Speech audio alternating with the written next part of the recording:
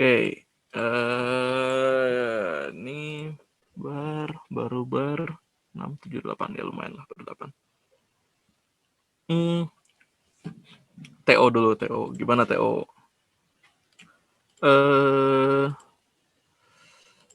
Ya, kalau saya lihat nilainya TO udah lumayan, ada yang beberapa yang bagus, cuman yang ada juga yang masih rendah ya pasti ada lah ya. Cuman ini ada 700-an, ada 3. Ya, lumayan lah. Yang perlu kalian juga lihat itu progres ya. Jadi kenaikannya tuh naik, apa namanya, progresnya naik atau turun. Kalau misalkan turun, silakan dicari tahu kenapa turun. Kalau misalkan naik, ya cari tahu juga apa yang kamu jadi lebih tahu daripada TO sebelumnya gitu. Itu penting buat ngelihat materi apa yang kamu belum tahu sih. Ya, maksudnya materi apa yang kamu belum kuasai gitu. Dan nggak mungkin saya ngecekin satu-satu gitu tiap orang. Jadi pasti kalian harus actively nyari apa materi yang belum dapat, apa yang nggak dapat, apa yang belum ada, apa yang udah ngerti, apa yang belum ngerti. Dan nggak mungkin juga semuanya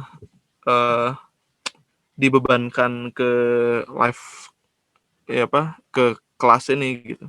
Kalian harus actively nyari sendiri juga. Banyak nih PR kalian. Ini kan mekanika, kalau misalkan mau nonton udah ada.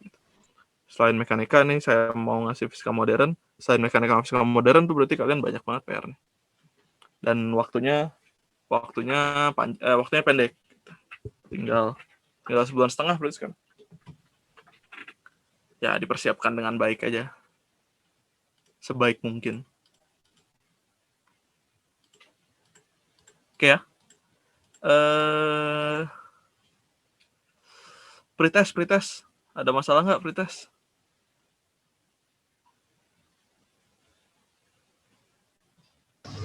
Masalah Kak, Susah atau lupa? belum nge-review materinya jadi bingung pas ngeliat soal. Oke. Ntar ini kita bahasnya ini rencananya si teori relativitas khusus ini saya bagi jadi 2, yaitu apa namanya, kebagi karena memang babnya panjang dan saya nggak berharap ini selesai di satu kali pertemuan gitu. Ya, mungkin saya akan mulai bahasnya yang hari ini mungkin cuman sampai panjang, tapi panjang relativistik. Dia nanti coba, mudah-mudahan sih sampai nanti setelahnya kita coba kita coba pikirin lagi.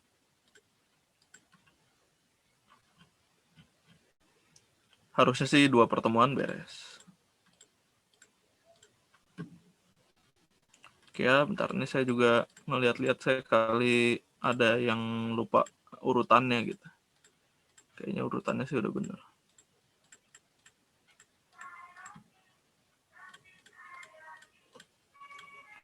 Oke ya. Nah sekarang saya masuk ke materi aja kali ya.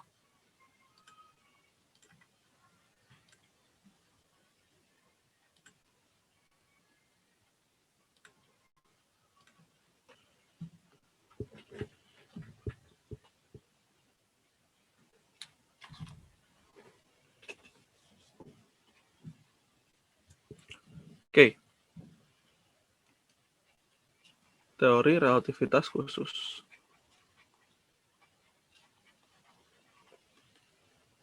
Ini apa sih sebenarnya? Benda apa sih? Nah, sebetulnya awalnya begini.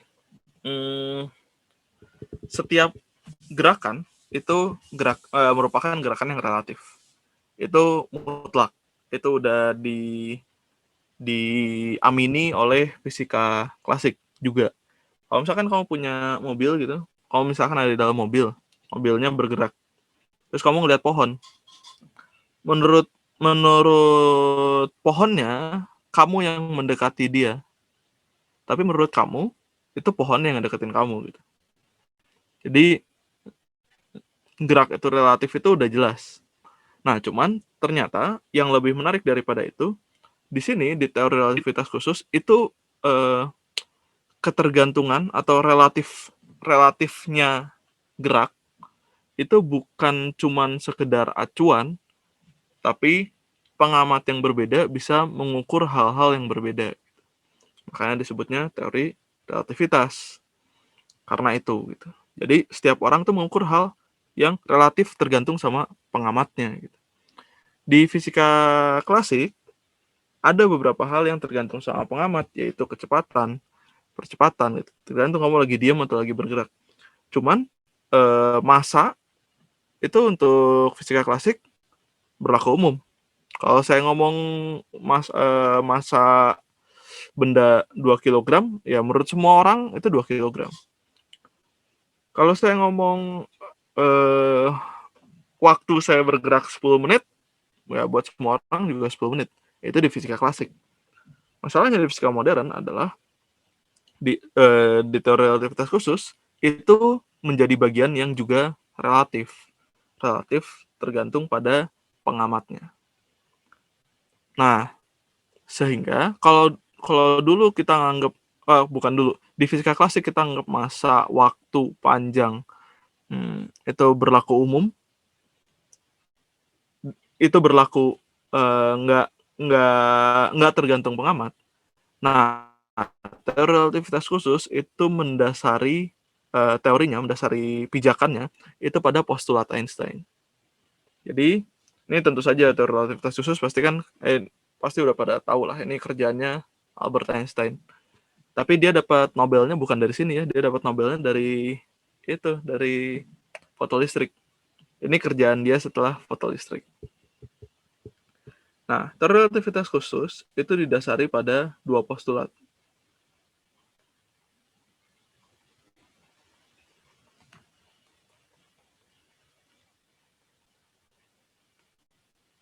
Postulat itu apa sih? Postulat itu sesuatu yang dianggap benar karena tidak terbukti salah.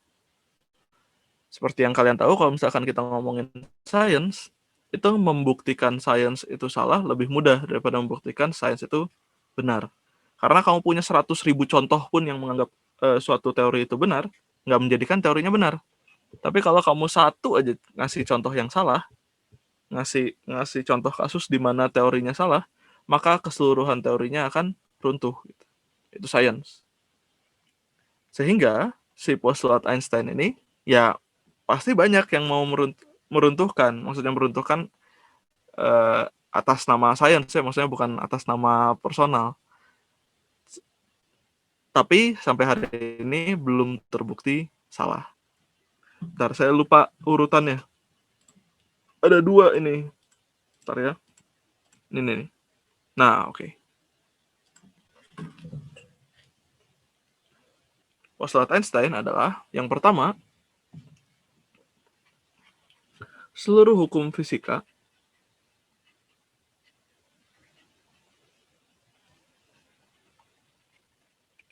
berlaku umum.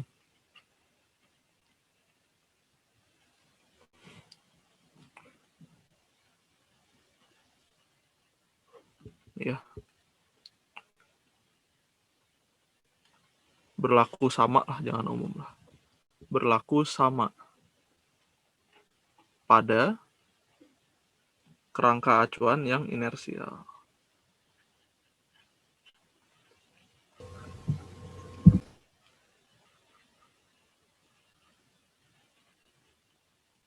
Nah, kerangka acuan inersial dulu ini lumayan penting. Kalau kamu ingat kalau misalkan ngebahas mekanika, itu bikin kerangka acuannya itu nggak pernah yang ada percepatannya, selalu yang percepatannya 0. Entah kerangkanya diam atau kerangkanya bergerak dengan kecepatan konstan. Itu itu adalah kerangka acuan yang inersial. Jadi kerangka acuan yang inersial itu adalah kerangka acuan yang percepatannya 0. Maksudnya kerangka acuannya apa? Kita pakai acuannya di mana sih? Gimana sih? Gitu. Nah, yang penting itu adalah kerangka acuan yang inersial itu dia percepatannya harus 0. Jadi acuannya itu percepatannya 0. Nah, karena kerangka acuannya inersial, di teori relativitas khusus ini kita sama sekali tidak membahas percepatan. Nggak ada percepatannya. Kita cuma ngebahas kecepatan aja. Gitu ya. Kerangka acuan yang tidak inersial itu dibahasnya di teori relativitas umum. Yang itu nggak masuk di SMK. Oke ya, itu nomor 1. Nomor 2, nah ini nomor 2 yang jadi menarik. Ini soal kecepatan cahaya. Sekarang sebelum saya masuk postulat Einstein nomor 2, sekarang bayangin gini deh. Bayangin kamu lagi, misalkan kamu adalah misalkan kamu adalah manusia super yang bisa terbang dengan kecepatan cahaya. Lalu sambil terbang kamu bawa cermin. Jadi kamu terbang dengan kecepatan cahaya, terus kamu bawa cermin. Ketika kamu lihat cermin, bayangannya ada nggak? Kalau kamu geraknya dengan kecepatan cahaya. Pertanyaan saya kebayang nggak?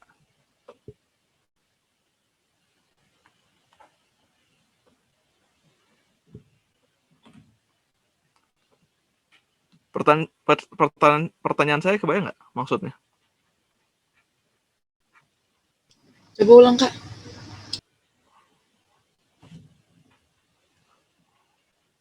Misalkan kamu lagi ada di dalam pesawat lah gitu ya.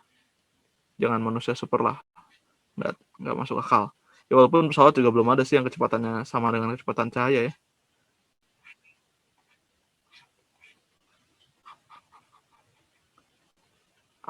Ada pesawat. Dia lagi gerak dengan kecepatan cahaya. Ini cermin nih. Nih kamu lagi megang cermin. Pertanyaannya, ada bayangan kamu nggak di cermin? Bayangannya kamu bisa kelihatan, bisa ngelihat nggak?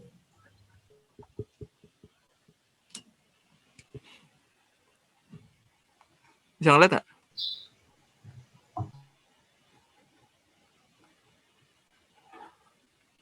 Bisa ngelihat nggak bayangan kamu di cermin?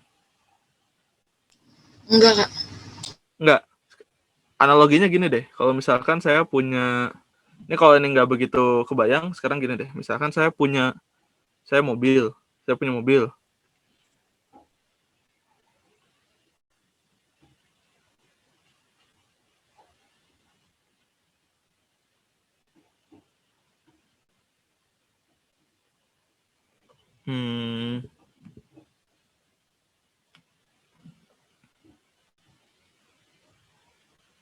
Bentar ya.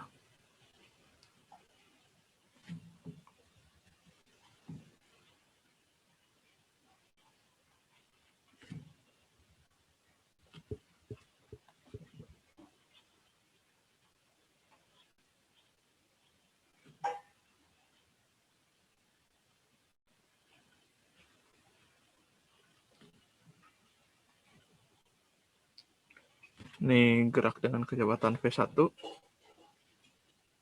Ini gerak dengan kecepatan V2. Kalau V1-nya sama dengan V2, mobil yang belakang mungkin nyusul nggak? Mungkin ketemu nggak sama mobil yang depan?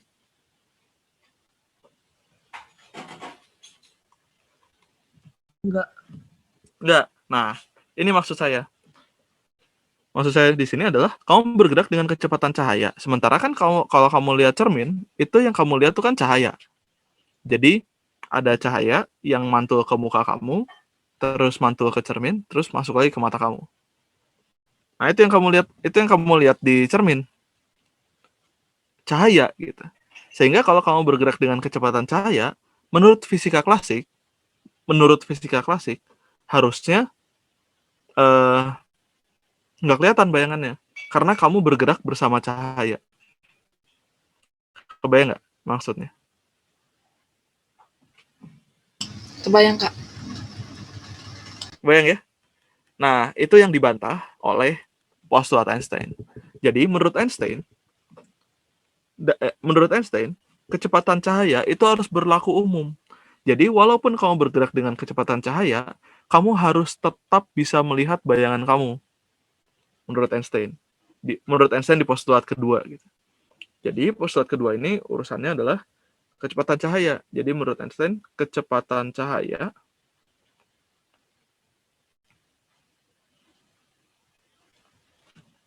berlaku umum di ruang hampa gitu ya.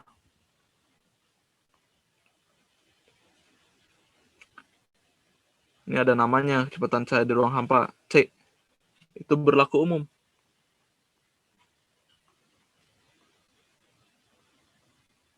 Yaitu tidak tergantung pada pengamat.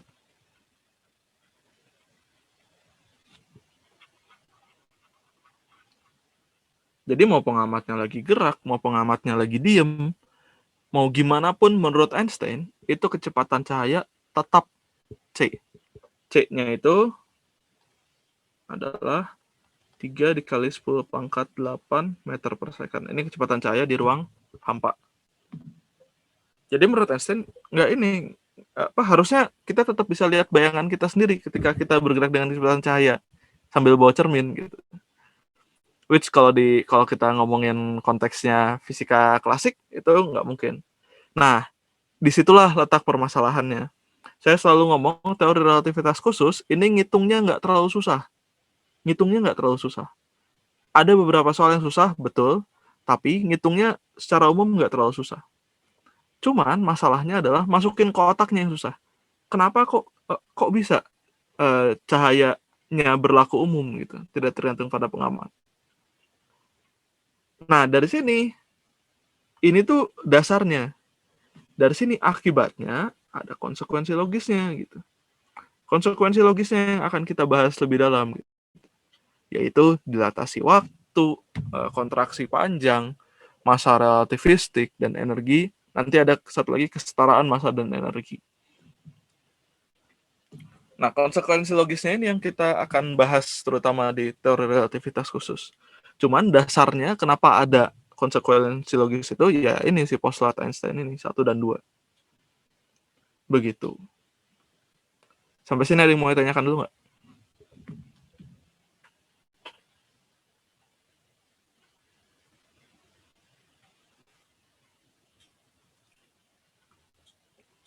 Ada yang mau ditanyakan?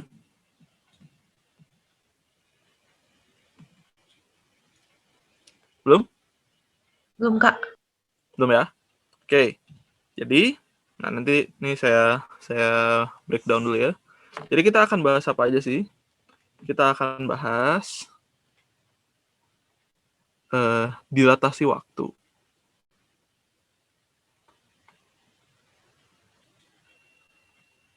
Kita akan bahas kontraksi panjang.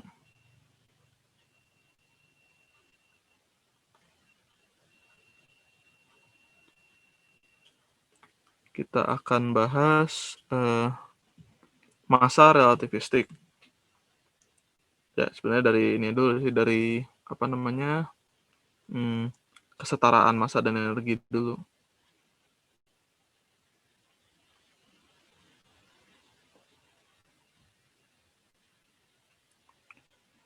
Lalu massa relativistik.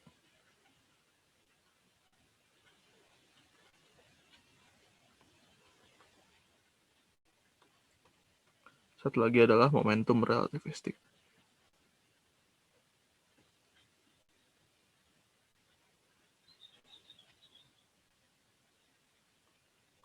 Nah, sepertinya yang sempat saya bahas di hari ini adalah yang dilatasi waktu sama kontraksi panjang. Yang kesetaraan massa dan energi, massa relativistik dan momentum relativistik mungkin paling masuk akal sih. Kayaknya saya taruh di minggu depan. Oke ya. Nah, sekarang saya akan mulai dengan dilatasi waktu. Kasus dilatasi waktu itu contoh paling gampangnya, contoh paling seringnya adalah orang lagi naik kereta bawa tabung isinya cahaya. Jadi gini, saya gambarin dulu kasusnya ya.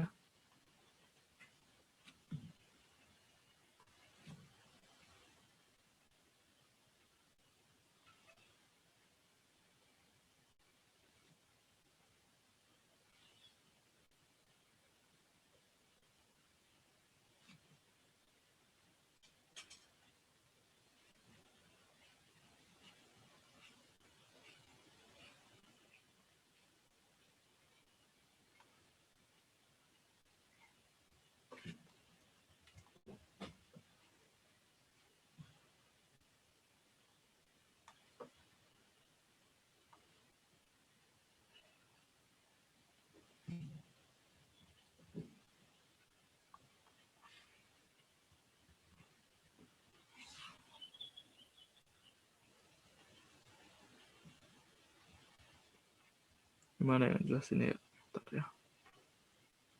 Ini aja deh.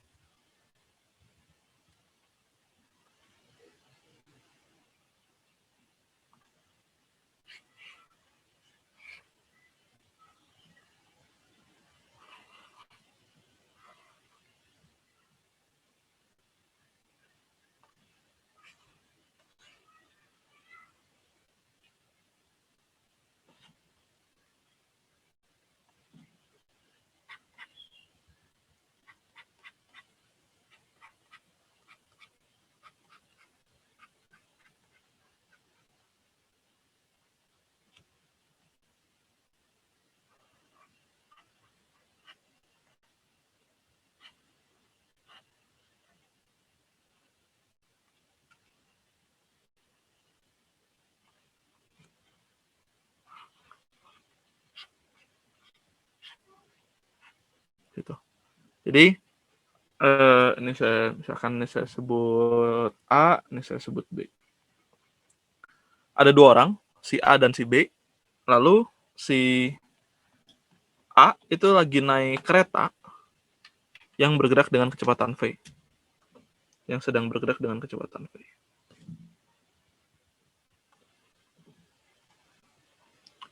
Dia lagi bergerak dengan kecepatan V. Nah, A itu bergerak di dalam sebuah kereta dan di dalamnya ada sebuah tabung yang isinya cahaya. Jadi cahayanya bolak-balik atas bawah doang. Jadi hanya ada satu partikel cahaya, hanya ada satu foton, dia bolak-balik atas bawah. Nah, lalu ada B, dia pengamat yang diam, ngelihat A lagi bergerak dan bersama cahayanya. Nah, sekarang masalah dari sini apa? Masalah dari sini, menurut si A, si partikel cahayanya akan bergeraknya begini.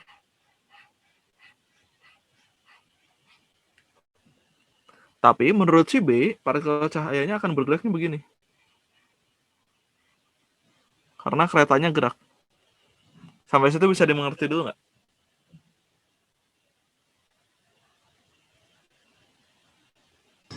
Kak, yang tadi lurus yang mana, Kak? Yang menurut A-nya kan bergerak bersama si tabung ini nih. Artinya yang A, itu dia akan ngelihatnya gini aja partikel cahayanya. Cuman gerak atas bawah doang. Karena kan dia ngelihatnya tabungnya diam terhadap dia. Tapi kalau B, dia pasti ngelihatnya gini. Karena kan naik turun partikel cahayanya. Tapi ada gerak ke kanan karena ada V-nya. Sampai situ oke nggak? Ya Kak, ngerti. Oke, Kak. Oke ya? Oke ya. Nah, sekarang berdasarkan postulat Einstein, yang kedua, partikel cahaya itu menurut pengamat yang berbeda, dia harus tetap sama kecepatannya. Jadi kecepatan cahaya itu harus sama untuk pengamat yang berbeda. Berarti baik A maupun baik B, itu dua-duanya mengukur cahaya, itu kecepatannya harus sama. Sehingga ketika saya gambar itu di sebuah segitiga, misalkan gini. Bentar ya.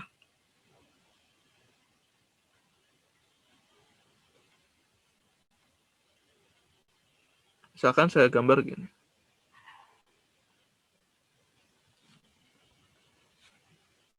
Ini adalah lintasan cahaya menurut A.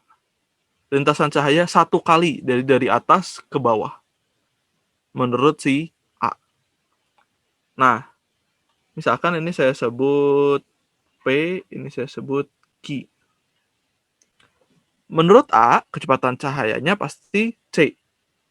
Dan dia menempuh PQ itu dalam waktu saya sebut delta T0. Artinya apa delta T0? Delta T0 ini adalah waktu yang diukur oleh pengamat yang diam terhadap tabung. Jadi delta T0-nya ini adalah waktu yang diukur oleh pengamat yang diam terhadap tabung. Terhadap tabung nggak apa-apa lah. Terhadap tabung cahaya ya. Berarti diukur oleh siapa dong? Diukur oleh A atau diukur oleh B?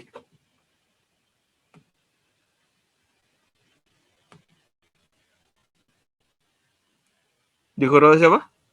B Yang ya, diam terhadap tabung? Yang diam terhadap tabung? A, Kak.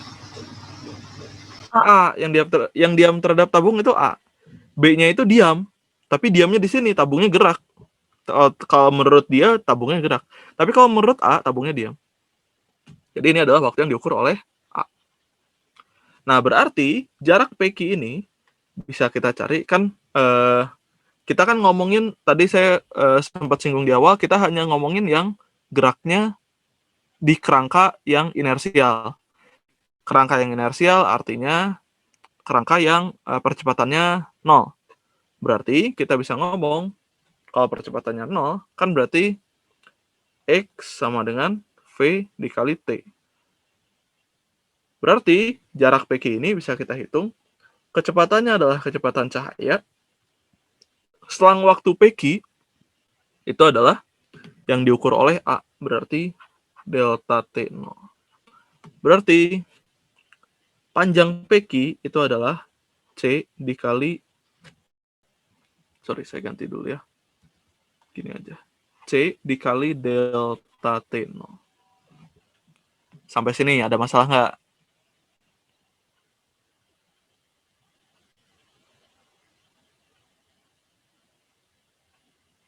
Ada masalah? Belum, Kak. Belum ya? Oke, sekarang saya lengkapkan nih segitiganya. Ini menurut A. Sekarang menurut B, kan lintasannya begini. Gitu. Nah, misalkan saya lengkapkan pakai ini. Ini siku-siku ya. Ini saya sebut titik R. Nah, sekarang saya hadirkan satu variabel lain, yaitu delta T. Hati-hati yang ini delta T0, artinya waktu yang diukur oleh pengamat yang diam terhadap tabung cahaya, yang ini delta T. Waktu yang diukur oleh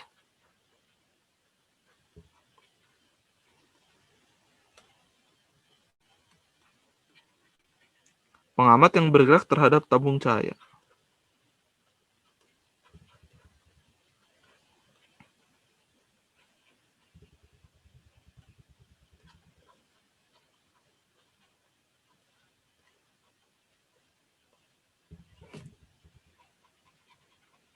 Berarti si B. Nah, yang sama apa antara A sama B? Yang sama adalah A sama B mengukur kecepatan cahaya besarnya sama, yaitu C. Nah, berarti jarak dari P ke R itu bisa terima nggak? C dikali delta T.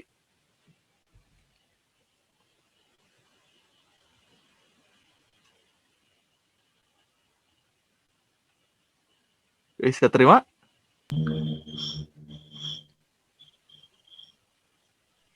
Kenapa, Kak?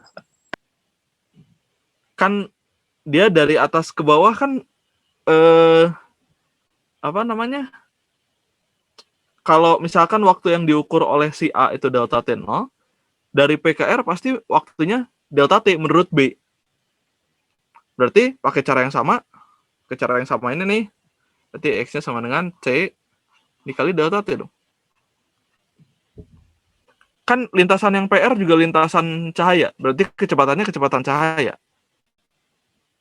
Dikali waktu menurut si B. Waktu si cahaya dari atas sampai bawah gitu. Ada masalah dulu nggak?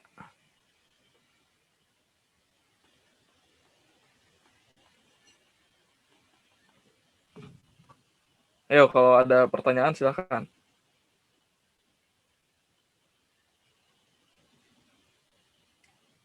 Yuk, ada masalah nggak? Aman, Kak. Aman ya? Ini C delta T ya. Nah, sekarang jarak QR. Jarak QR ini adalah jarak yang ditempuh oleh kereta ketika cahayanya satu kali bergerak dari atas ke bawah. Berarti yang ini bisa saya tulis V dikali delta T. Tapi delta T-nya menurut si B. Karena kan yang ngelihat QR ini si B. A-nya nggak ngelihat. Sampai situ ada masalah nggak?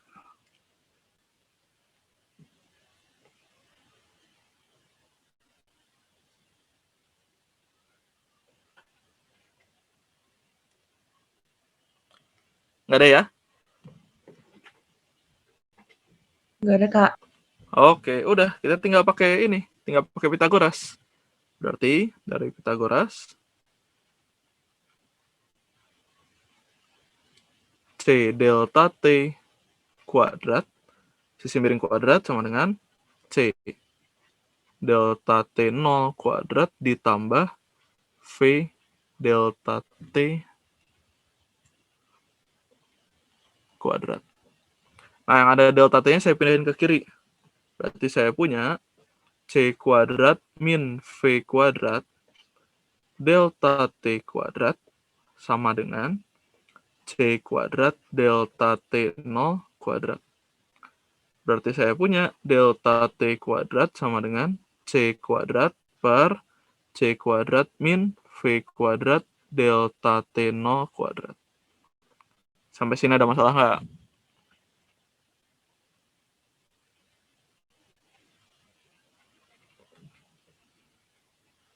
Nggak ada ya? Nah, ini saya kali dengan 1 per C kuadrat per 1 per C kuadrat.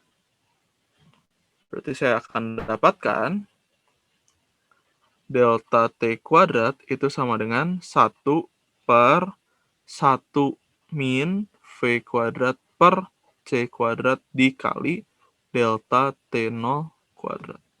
Kalau saya akarkan, berarti saya punya delta T sama dengan akar 1 per 1 min V kuadrat per C kuadrat dikali delta T0. Nah, ini ada namanya, yaitu delta T sama dengan gamma dikali delta T0. Dan delta gamanya itu adalah bukan tetapan. Apa namanya? Konstan, bukan konstanta. Aduh, apa namanya ya? Ntar ya. Ntar coba saya cari dulu namanya.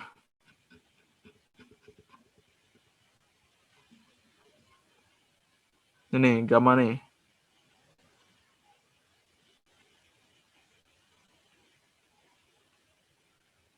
Duh, nggak ada namanya. Kalau nggak salah sih tetapan Laplace.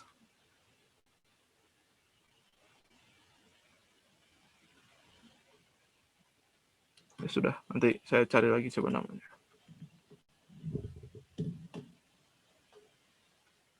Sampai sini ada masalah dulu nggak?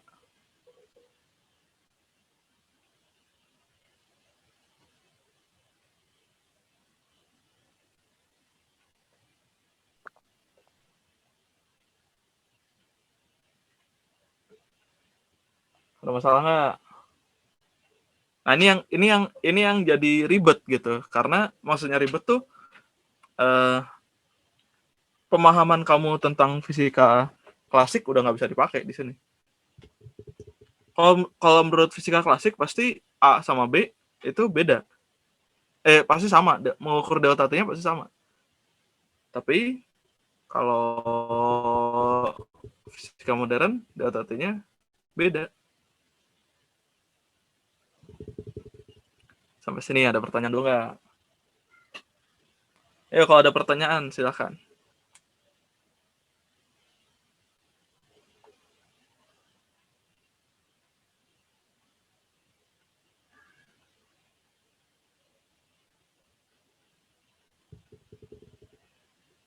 Ada? Masih oke nih? Kak. Ya. Yang seper C kuadrat itu dari mana, Kak? Ini supaya bentuknya jadi gini aja. Jadi supaya bentuknya jadi 1 per akar gitu, 1 min V kuadrat per C kuadrat. Sebetulnya nggak usah dikali ini juga nggak masalah. Cuman bentuk gamma yang paling populer, yang paling biasa kamu temuin itu yang ini. Jadi sebetulnya kan kamu bisa aja langsung di sini itu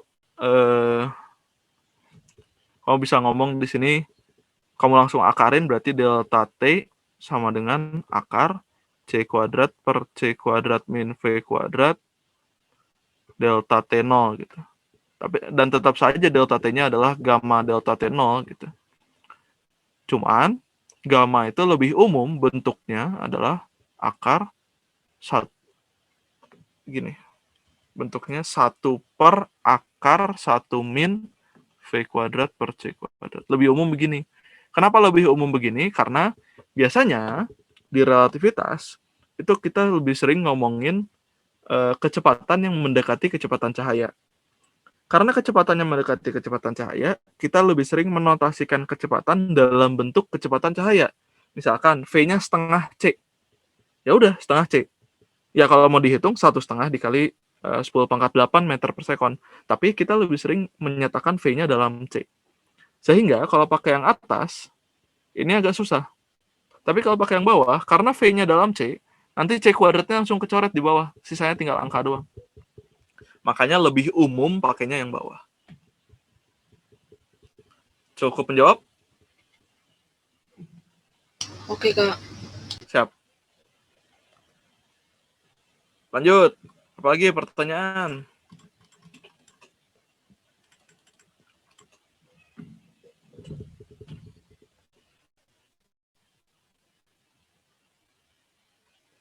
Ada nggak pertanyaan? Kalau nggak ada, saya mau bahas sedikit tentang gamma.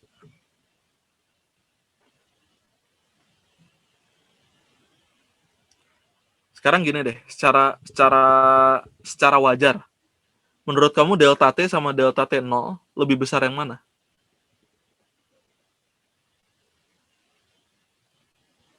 Delta T ya, Kak? Kenapa? Alasannya apa? Siapa tadi yang jawab? Ngelihat dari Pitagorasnya. Nah, ya betul. Memang itu jawabannya. Ini udah pasti lebih besar daripada ini kan? Sisi miring pasti lebih besar daripada sisi tegak. Daripada sisi tegak lurus. Berarti ini sisi miringnya C delta T. Ini sisi tegak lurusnya C delta T0. Berarti delta T pasti lebih besar dari delta T0. Nah, karena delta T pasti lebih besar daripada delta T0, udah pasti gamanya itu lebih dari 1 gitu. Karena di sini delta T-nya lebih besar daripada delta T0, berarti gamanya harus lebih dari 1. Kalau gamanya 1 kan sama. Nah, kok bisa gamanya pasti lebih dari sama dengan 1? Nah, kita coba cek di sini ya.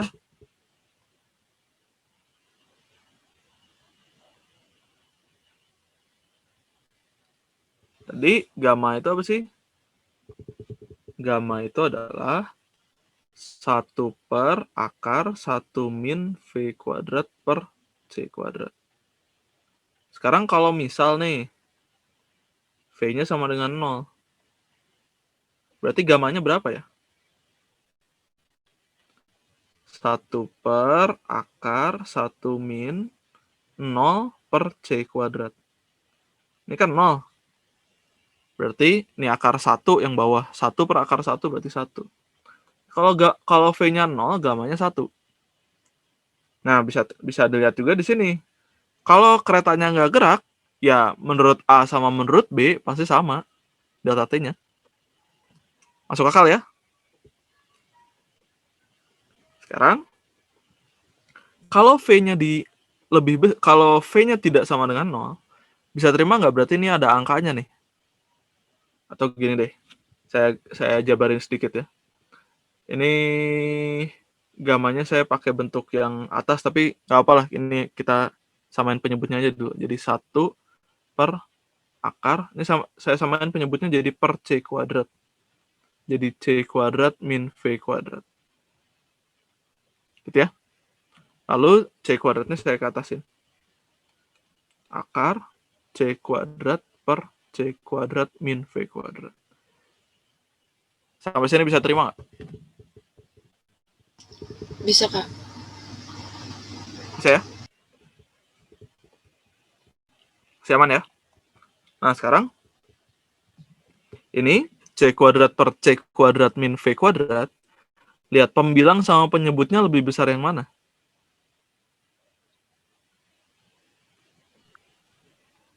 Pembilang. Pasti lebih besar pembilang. Karena yang ini dikurangi V kuadrat. Dari sini aja udah jelas bahwa karena pembilangnya pasti lebih besar dari penyebut, pasti gamanya itu lebih dari 1. Lebih dari sama dengan. Karena kalau V-nya 0, gamanya sama dengan 1. Jadi kalau kamu pas ngitung gamanya dapatnya kurang dari 1, itu kamu salah hitung. Pasti. Sampai situ, ada pertanyaan dulu nggak?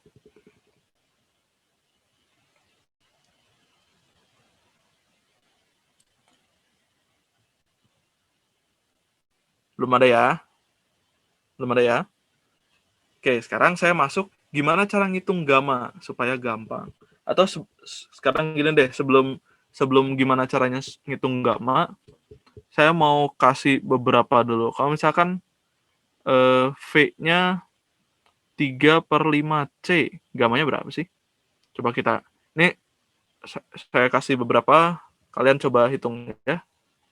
V-nya 3/5C, V-nya 4/5C, lalu 12/13C, lalu 5/13C, lalu V-nya, kebanyakan deh. Ntar ya, jangan gini deh. Lalu V-nya setengah C, dan satu lagi V-nya 3/4C. Nah, saya contohin satu yang atas ya. V-nya 3/5C. Gimana cara ngitungnya gamanya? Ya udah, hitung aja. Berarti gamma sama dengan 1 per akar 1 min V kuadrat. Berarti 3/5C kuadrat per C kuadrat. Nah, ini kenapa jadi lebih mudah? C kuadratnya bisa kecoret karena C kuadrat sama C kuadrat. 3/5 dikuadratkan berapa sih?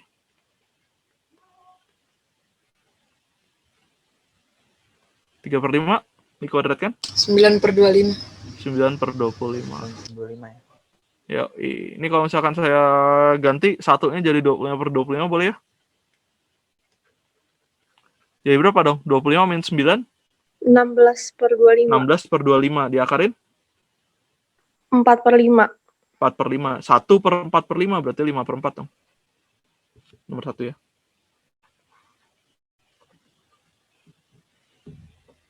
Oke ya? Nomor 1 oke ya? Coba kamu hitung Oke, nomor Kak. 2. Oke, coba kamu hitung nomor 2, nomor 3, nomor 4. Gamanya berapa? Saya kasih waktu 5 menit. Sebentar, saya sambil ngambil minum. Bentar ya.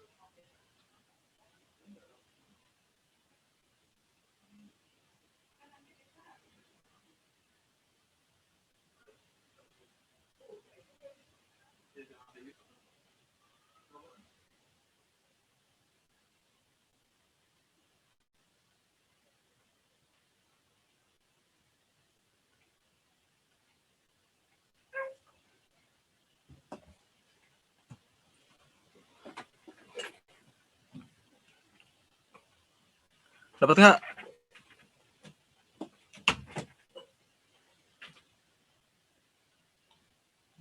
Dapat nggak? Nomor 2 berapa? Saya dapat 13/12. Nomor 2 13/12. sama ya. Ada yang dapatnya beda nggak?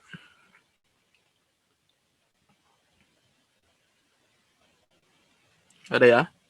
Kalau misalkan ada yang beda, silakan dicek aja salahnya di mana. Nomor 3? Akar 3/6. Akar 3/6.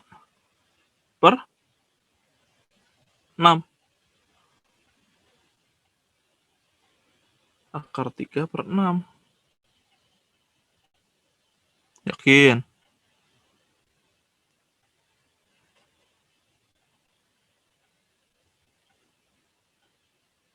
Akar 3/6 lebih dari 1 nggak? Cek aja. Ada jawaban lain?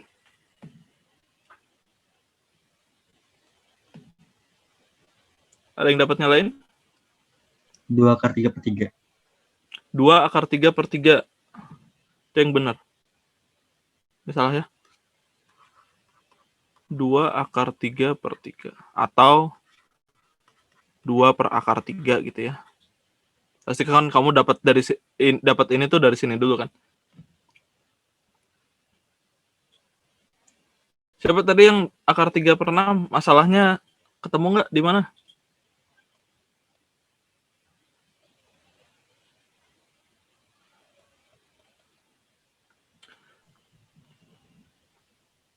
Oh ya, Kak, salah ngitung, Kak. Oke, sip ya. Nomor 4?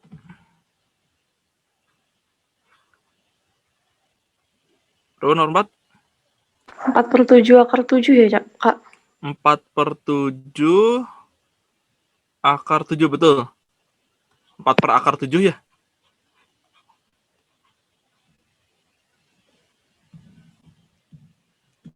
Silakan, 1, 2, 3, 4. Ada yang bermasalah nggak?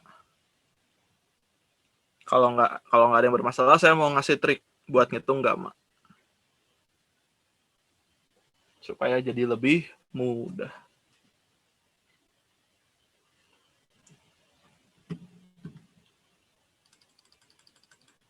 Oke ya, nggak ada masalah ya ini ya. Nah, sekarang gini. Supaya lebih gampang ngitung gamma, ada triknya. Triknya trik matematis sih. Misalkan gini, saya punya segitiga siku-siku.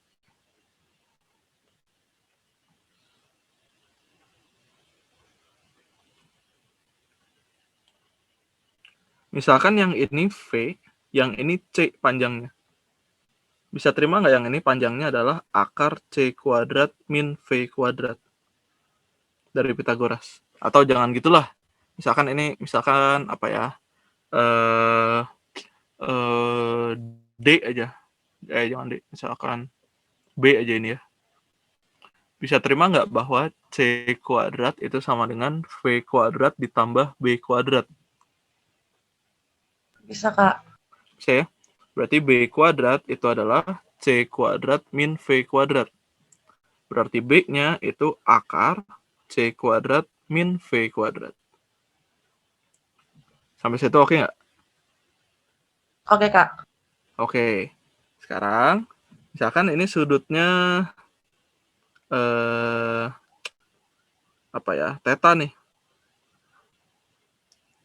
Kalau saya pengen sin theta sama dengan apa ya? Demi. Nah, depan per miring. Oh, ntar. Nih, saya ganti dulu. Daripada ntar ketukar sama yang atas. Sin theta sama dengan, berarti V per C dong. Nah, kamu bisa tahu nggak V per C-nya berapa dari sini? Bisa tahu kan? Nggak ada masalah ya. Nah, satu lagi, kalau saya pengen cos theta, sama dengan apa ya? Samping miring. Samping per miring. Sampingnya adalah B, miringnya C. Berarti B per C. Berarti cos theta-nya adalah akar C kuadrat min V kuadrat per C. Boleh nggak saya bikin dalam akar semua? Jadi cos theta sama dengan akar C kuadrat min V kuadrat per C kuadrat. Boleh?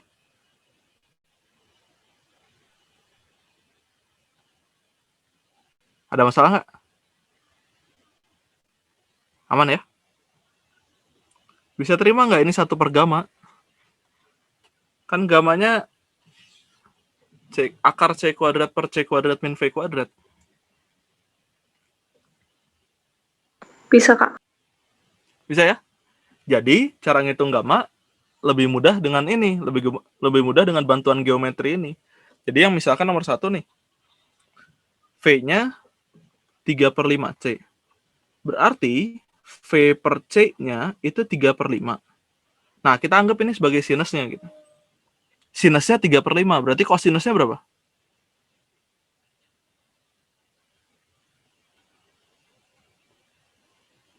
Sinus suatu sudut 3 per 5. Kosinusnya berapa?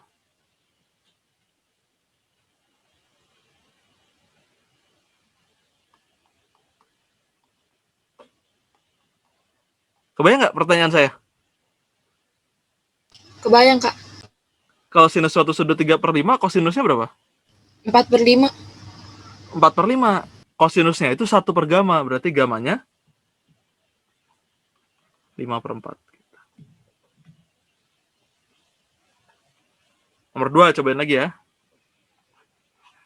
Kalau V-nya 5 per 13C, artinya V per C-nya 5 per 13. Artinya sinusnya 5 per 13. Berarti kosinusnya berapa?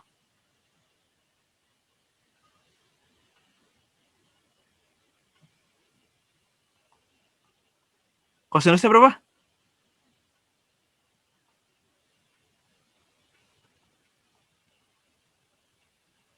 Berapa kosinusnya?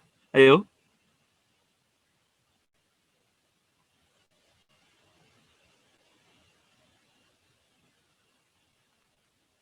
Nggak ada yang tahu ini. 12 per 12 per 13. 12 per 13. Berarti gamanya 13 per 12. Atau lebih gampang lagi, kalau kayak nomor 1 sama nomor 2, ini kan triple Pythagoras nih. 3, 4, 5. Nah, 3, 4, 5 itu paling gampang, caranya gini. Kalau yang gamma, 5-nya dikatasin. Kalau V-nya kan 3 per 5C nih. Buat nyari gamma, 5-nya dikatasin, dibagi triple Pythagoras yang hilang. Ini 3, 5, yang hilang kan 4. Berarti 3, 4, 5. Itu kan triple Pythagorasnya. Yang bawah ini harus jadi sisi miring. Jadi 3, 4, 5. Berarti 5-nya ke atas dibagi triple Pythagoras yang hilang. Triple Pythagorasnya 4 yang hilangnya, berarti 5 per 4. Dengan cara yang sama, kalau V-nya 4 per 5C, gamanya itu 5 per 3 gitu. Yang ini juga sama, kalau V-nya 12 per 13C, gamanya itu 13 per 5 gitu. Sampai situ ada masalah nggak?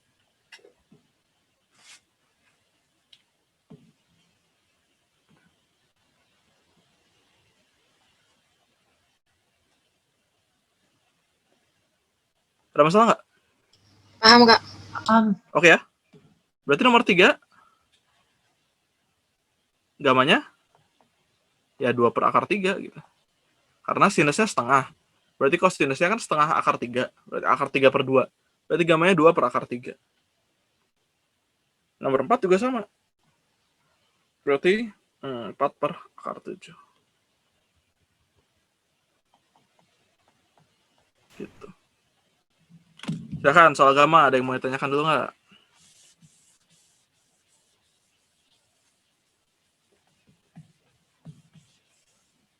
Ini gamma akan kepake terus throughout kita bahas teori relativitas khusus, karena memang kebahas terus gitu, kepake terus. Karena nanti semuanya hubungannya sama gamma.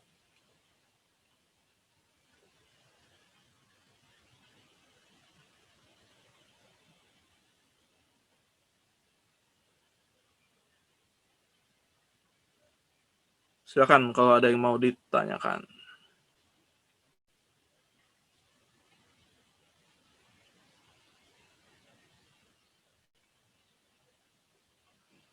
Kalau nggak ada, saya masuk satu lagi, yaitu kontraksi panjang.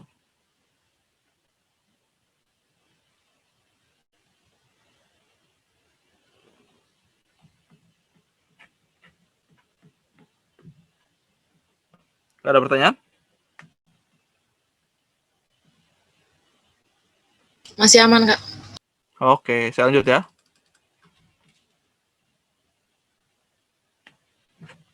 Sekarang, kontraksi panjang. Kontraksi panjang saya ngejelasinnya paling gampang gini.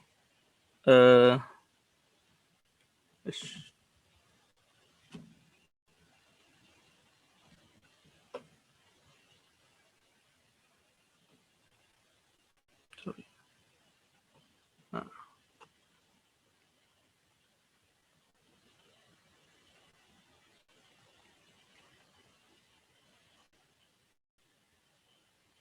Sekarang kalau misalkan ada 2 orang kayak tadi, cuman bedanya sekarang si A lagi pindah dari suatu planet ke planet lain gitu, pakai pesawat.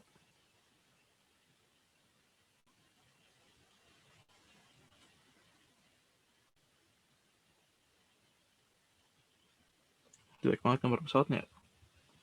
Coba dibikin dikit lebih rapi.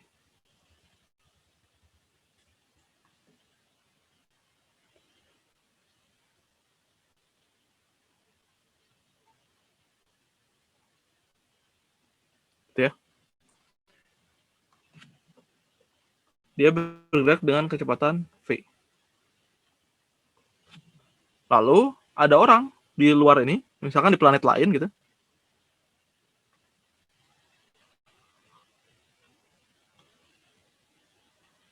Dia ngelihat si pesawat ini lagi gerak. Nah, sekarang menurut si ini saya sebut yang tadi A ya. Yang di pesawat ini B. Menurut si B, dia bergerak dari planet ke planet ini, planet asal ke planet tujuan, itu butuh waktunya delta T.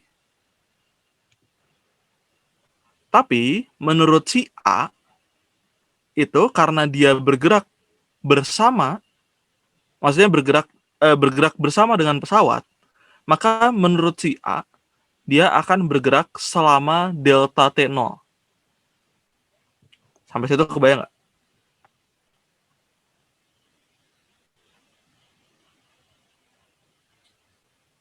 Saya ulang ya. Menurut B, karena A-nya sedang bergerak, maka dia akan mengukur si A ini bergerak selama delta T.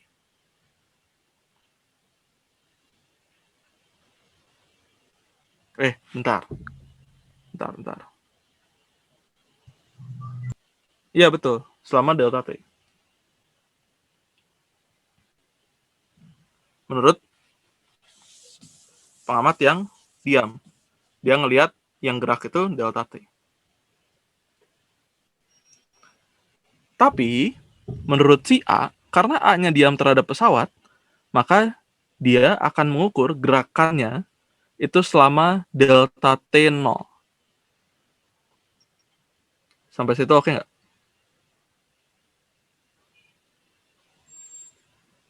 Oke, Kak. Oke, Kak. Oke ya.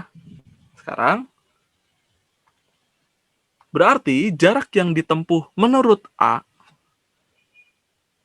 saya sebut jaraknya D aja. Atau L lah panjang. Jarak yang ditempuh oleh, menurut si A, ini L, ini adalah V dikali delta T 0. Tapi menurut B, ini adalah L0, yaitu V dikali delta T. Sementara delta T adalah gamma delta T 0. Sementara V dikali delta T 0 adalah L. Maka saya bisa tulis L0 itu adalah gamma L. Atau L-nya adalah L0 per gamma.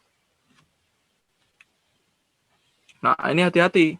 Kalau tadi delta T-nya adalah gamma delta T0, yang di sini L-nya L0 per gamma. Nah, sebetulnya secara umum ini satu-satunya yang jadinya L0 per gamma. Jadi 0 per gamma itu satu-satunya L. Yang lainnya gamma 0-nya. Misalkan nanti massa tuh massa gamma M0 gitu. Energi gamma E0 dan seterusnya. Hanya panjang yang L0 per gamma. Jadi, panjang yang diukur ketika bergerak itu lebih kecil karena kan gamma tadi lebih dari 1 ya. Panjang yang diukur itu lebih kecil kalau dia bergerak daripada kalau dia diam. Nah, permasalahannya sekarang yang ada pemendekan tuh yang gimana? Yang ke arah mana? Sekarang misalkan gini. Saya punya persegi panjang. Duh, jelek banget.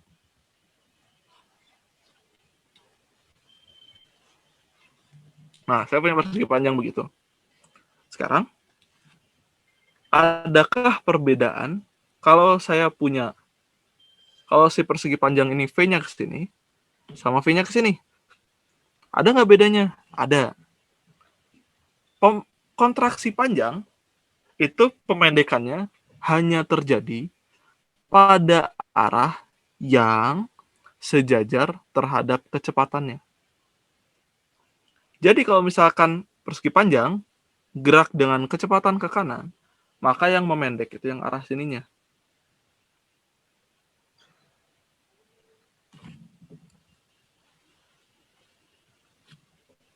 Jadi kalau misalkan gini,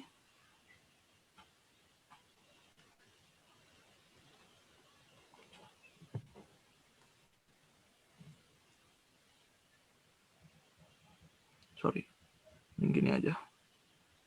Terus.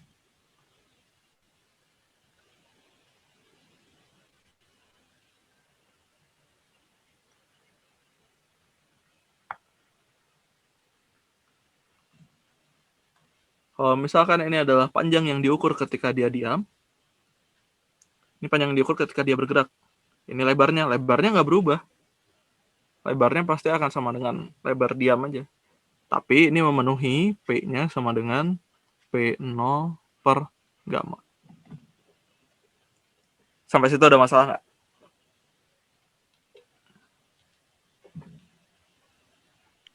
Jelas, Kak. Jelas ya? Begitu juga dengan nanti kalau misalkan si V-nya misalkan sejajar lebar, maka lebarnya yang berkurang.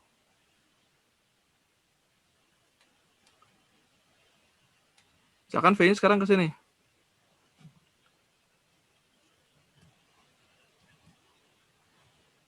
Gitu ya. Maka lebarnya yang berkurang.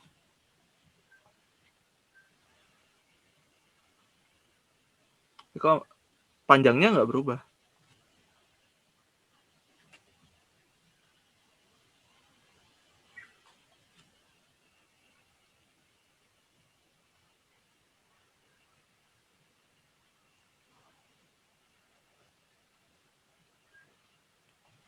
L, ini L0 gitu. Maka L-nya memenuhi L0 per gamma. Begitu.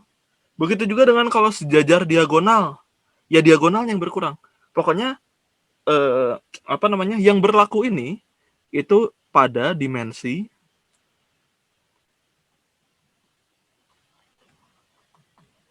yang sejajar dengan kecepatannya.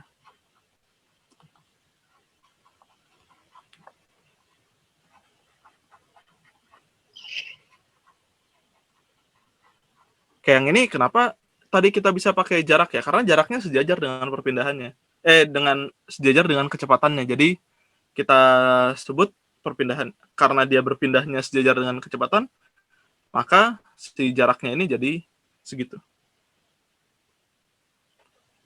Sampai sini ada masalah nggak?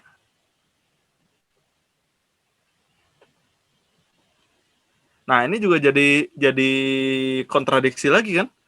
Kok bisa panjang diukur sama orang yang beda, diukur sama pengamat yang beda, hasilnya beda? Itu lagi. Makanya saya kembaliin lagi ke premis yang di awal yang saya bilang. Ini belajarnya yang susah itu adalah masukin ke otaknya.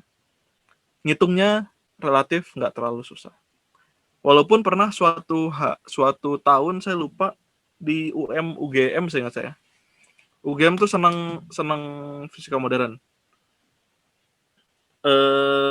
Di UGM itu ada muncul tumbukan relativistik. Itu menarik.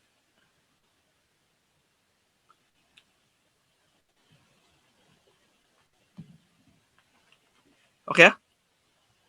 Kalau ini ada masalah nggak? Kalau nggak ada masalah, saya masuk ke soal.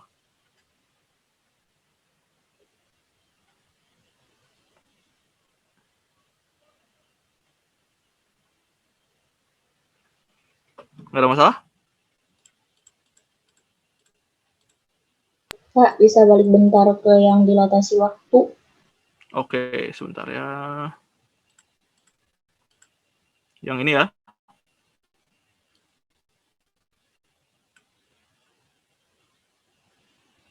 Mau ada yang ditanyain atau gimana?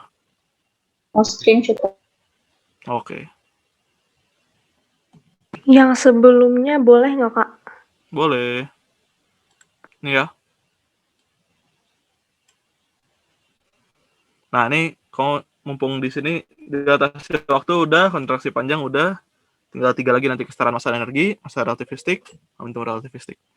Ini yang 3 ini kenapa bisa langsung 3? Kenapa yang ini cuma 2? Karena saya harus ngejelasin dulu postulat Einstein ini rumitnya gitu. Rumitnya saya harus ngejelasin dulu bahwa kecepatan cahaya itu berlaku umum, tidak tergantung oleh pengamat. Nah, soal kesetaraan massa dan energi, ini sedikit trivia yang menarik. Einstein pernah menyesal bahwa dia menemukan kesetaraan massa dan energi. Karena ini urusannya biasanya orang ngomongin kesetaraan massa dan energi itu hubungannya sama nuklir.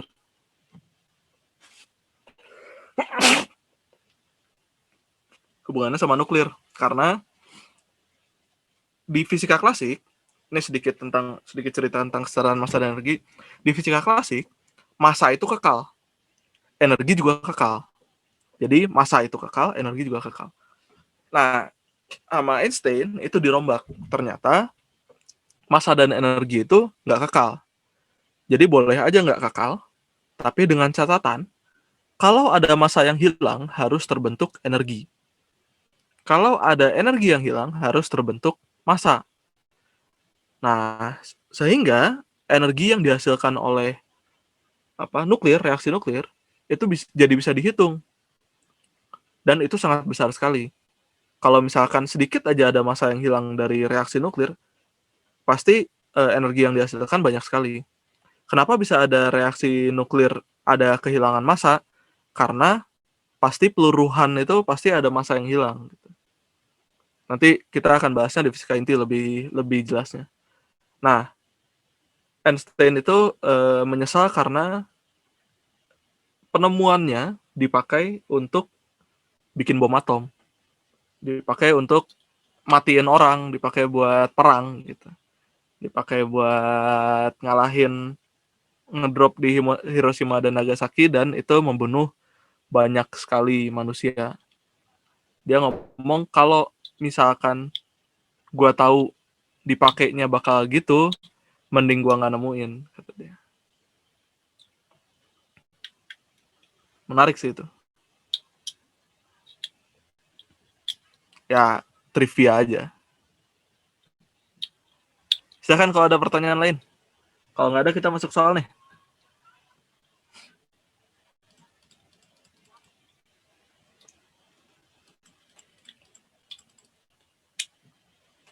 Oke, kita masuk soal ya. Ntar saya lihat dulu soalnya. Ini pretest. Nah, ini nomor 2. Ntar dulu. Nah, ini nomor 2 karena nyangkut masa saya nggak bisa bahas sekarang ya. Jadi nomor 1, nomor 3, nomor 4, nomor 5 nanti, nomor... Pokoknya setiap ada energi, masa, momentum nanti dulu kita bahasnya ya. Oke, kita coba satu-satu aja ya. Nomor 1, tolong bacakan Diana Ningrum. Oke, tapi kayaknya udah pernah saya suruh ya. Panjang benda diukur oleh pengamat diam sama dengan 12 meter. Berapakah panjang benda itu bila diukur oleh pengamat yang bergerak dengan kecepatan 0,8 c relatif terhadap benda? Oke. Kalau mau nebak, jangan nebak A, jangan nebak B. Karena panjang yang diukur oleh pengamat yang bergerak itu pasti lebih kecil daripada yang diukur oleh pengamat yang diam. Karena kan L sama dengan L0 per gamma. Pasti L itu lebih kecil dari L0. Ini implikasinya gitu. Udah pasti. Lebih kecil sama dengan lah.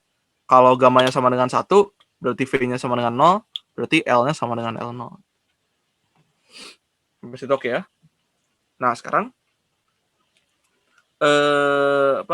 ini kecepatan 0,8 C ini menurut saya rada bermasalah. Karena panjang harus 0,8 C ini harus diukur arahnya pada yang sejajar panjang benda tersebut. Kalau kecepatan 0,8 C ini bekerja pada arah lebarnya yang tegak lurus panjangnya nggak berubah. Sehingga saya harus pakai asumsi. Asumsinya V-nya sejajar panjang benda.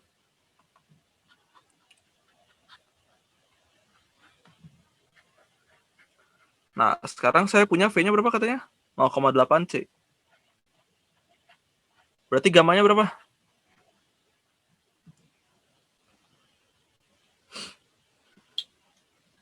Yuk, gammanya berapa? Yuk. 0,6. Berapa? 0,6. Nggak mungkin kurang dari 1. Tapi 0,6-nya ada benernya. 1 per 0,6 gitu. Karena kan ini kan sinusnya nih 0,8. Kosinusnya 0,6. Berarti gamma itu 1 per kosinusnya. Berarti 1 per 0,6.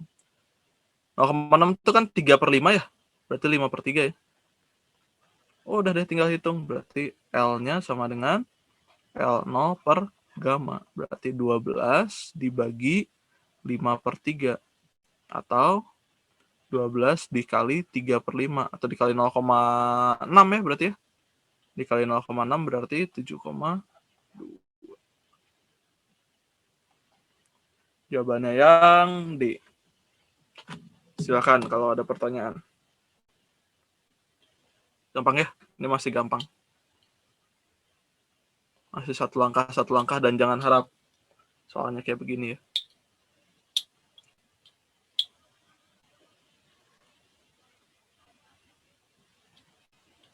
Silakan kalau ada pertanyaan. Belum ada?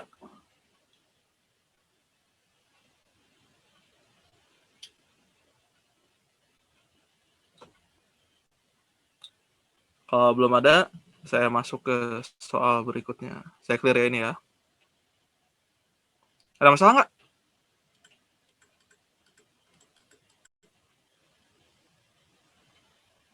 Nggak ada masalah? Pak. Oke. Saya clear ya. Nomor 2 belum bisa saya jawab sekarang. Nomor 3 dulu deh. Nomor 3, tolong bacakan. Feran Amelia. Suatu peristiwa terjadi selama 3 sekund menurut pengamat yang bergerak menjauhi peristiwa itu dengan kecepatan 0,8 c. C sama dengan kecepatan cahaya.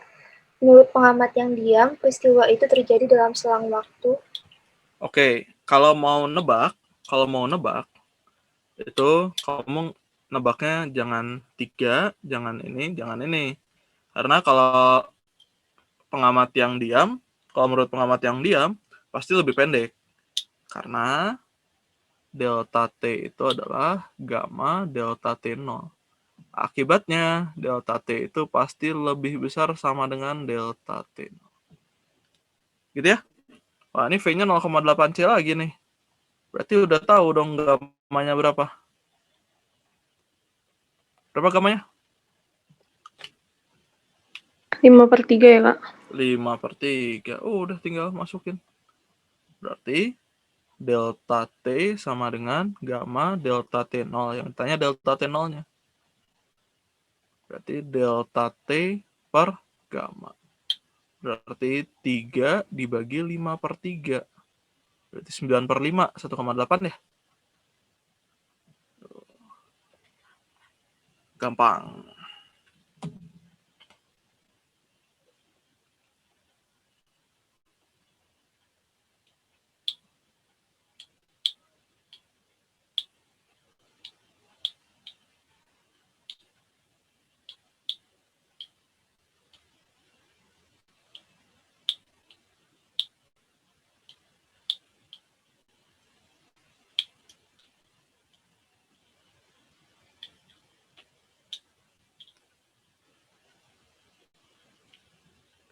Silakan kalau ada pertanyaan nomor 3.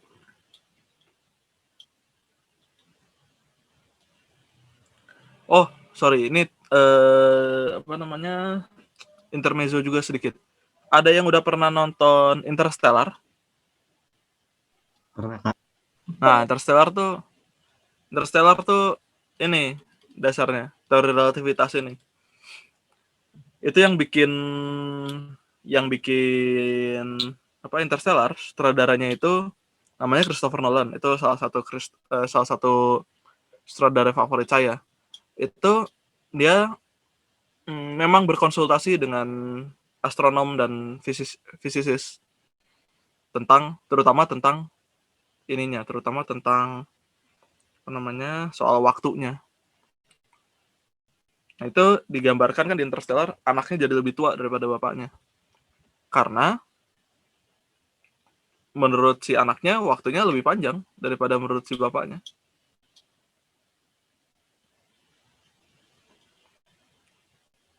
Carilah itu menarik.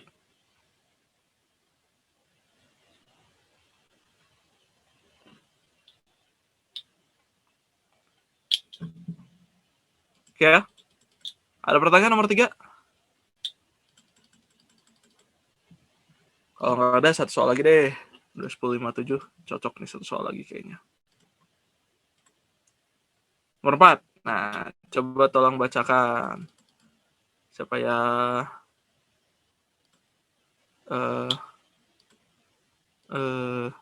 Zulfa Eta. Periode suatu pendulum di muka bumi besarnya 3,0 detik. Bila pendulum tersebut diamati oleh seorang pengamat yang bergerak relatif terhadap bumi dengan kecepatan 0,9 c, maka 0,95. periode pendulum tersebut menjadi 0,95. 0,95. Ya, oke ya. 0,95 c ya. Nah, ini yang nggak mungkin. Ini nggak mungkin ya. Nah, tinggal lihat nih. Ini lumayan menarik. ngitung ininya, ngitung gamanya. Sekarang gini aja.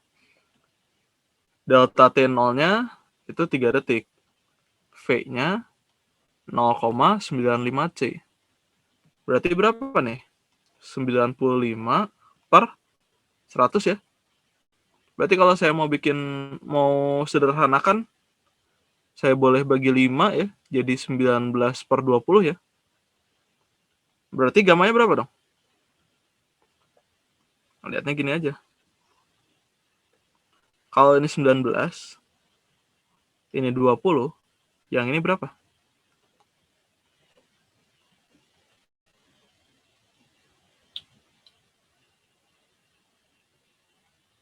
Berapa coba? Misalkan ini B aja. Berarti kan 20 kuadrat sama dengan 19 kuadrat ditambah B kuadrat. Berarti B kuadrat sama dengan 20 kuadrat dikurangi 19 kuadrat. Ini Akar pasti 39. hasilnya adalah 39. Nah, berarti B-nya akar 39 ya. Berarti gamanya adalah 20 per akar 39. Sampai situ ada masalah nggak?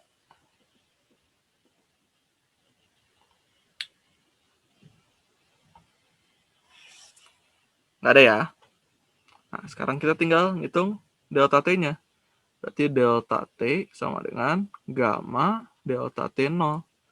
Berarti delta T sama dengan 20 per akar 39 dikali 3. Nah, lagi-lagi kita disuruh milih, bukan disuruh ngitung. Jadi, kalau misalkan angkanya jelek kayak gini, kira-kira aja. Apalagi pilihannya enak nih, rada jauh-jauh. Ya udah. Misalkan nih saya anggap 36 aja. Kalau ini saya anggap 36, diakarin berapa ya? 6. 6, berarti 20 per 6 dikali 3. Berarti ini 2, ini 10. Berarti 10. Berarti sekitar 10, tapi harusnya lebih kecil. Karena ini saya kecilin penyebutnya. Kalau saya kecilin penyebutnya kan artinya delta T-nya nambah. Berarti lebih kecil sedikit dari 10. Jawabannya yang mungkin hanya C. Sampai sini ada pertanyaan dulu nggak?